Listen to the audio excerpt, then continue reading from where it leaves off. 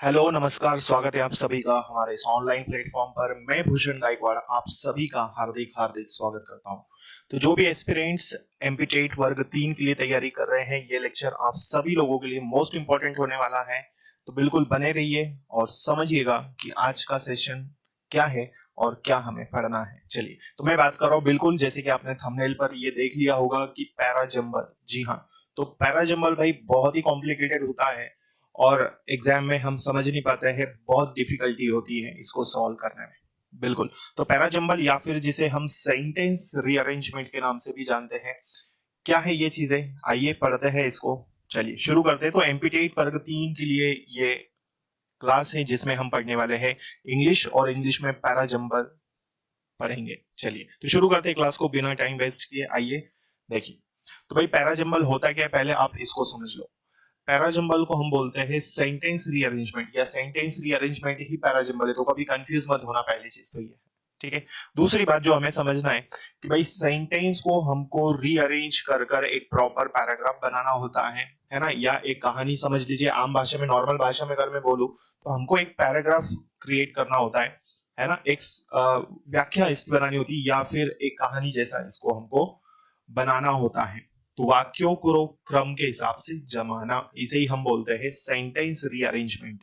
बिल्कुल, तो ये हिंदी में भी होता है, लेकिन अभी हम इंग्लिश की बात कर रहे हैं। तो बिल्कुल जैसे हिंदी में होता है वैसे इंग्लिश में भी वाक्यों को क्रम में जमाना। ठीक है, चलो।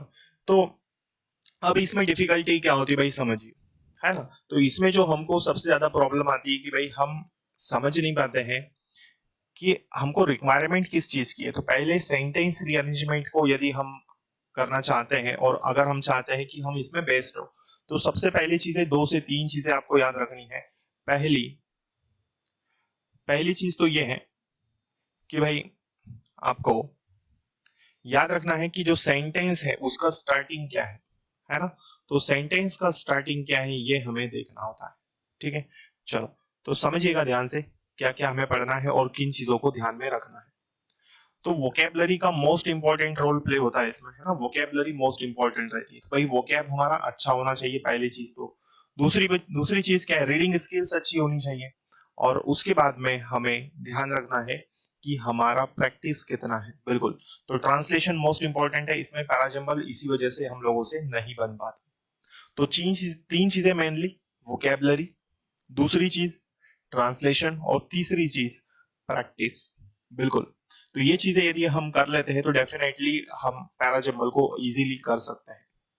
चलो देखो, अब पैराजंबल में जब भी हमको पैराजंबल आता है तो हमको क्या ध्यान रखना है, कुछ पॉइंट्स मैं आपको बता रहा हूँ। देखो, तो पहले तो आप ये देख लो कि स्टार्टिंग, देखो इसके भी कुछ पैटर्न होते हैं। तो अभी जो पैटर्न है हमारे पास क्या दिया है, देखो।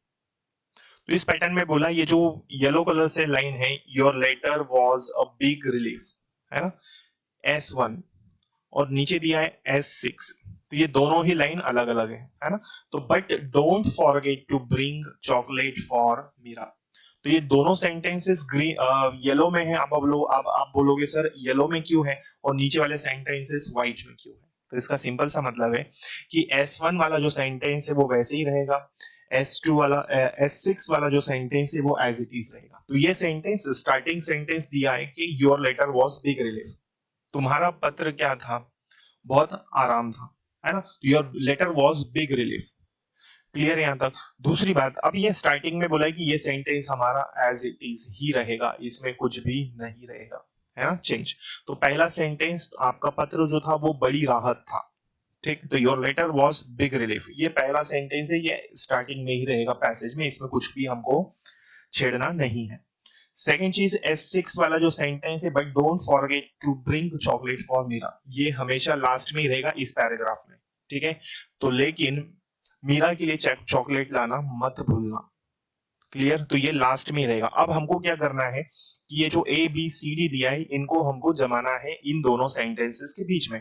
इट मींस कि S1 के बाद में कौन सा सेंटेंस आएगा, A आएगा, B आएगा, या फिर आएगा C, ये हमको बताना है। और उसी हिसाब से चारों सेंटेंस को जमा कर एक प्रॉपर पैराग्राफ बनाकर हमको आंसर करना है इसमें। चलो तो देखते हैं। तो पहला सेंटेंस हमने पढ़ लिया। अब हम सबसे पहले क्या करेंगे, रीड करेंगे, सारे सेंटेंसेस को रीड करेंगे, है ना। चलो, तो सारे सेंटेंसेस को रीड करेंगे अपन। देखो, तो how did your exam go, तुम्हारा एग्जाम कैसे गया। ठीक है, तो आपका एग्जाम कैसे गया, यहां पर बोला इन्होंने कि आपका एग्जाम कैसे गया। ठीक है, चलो अब देखते हैं बी वाला जो सेंटेंस है इसमें क्या बोला। बी वाला, you had not return for a month, तुमने एक महीने से नहीं लिखा था। फिर डी वाला दिया है, I am sure you will come out with flying colours, तुम क्या हो, तुम फ्लाइंग कलर्स के साथ में वापस आओगे। यहां तक चीजें क्लियर है। चलो अब देखो यहां तक, इसके बाद में आगे देखना।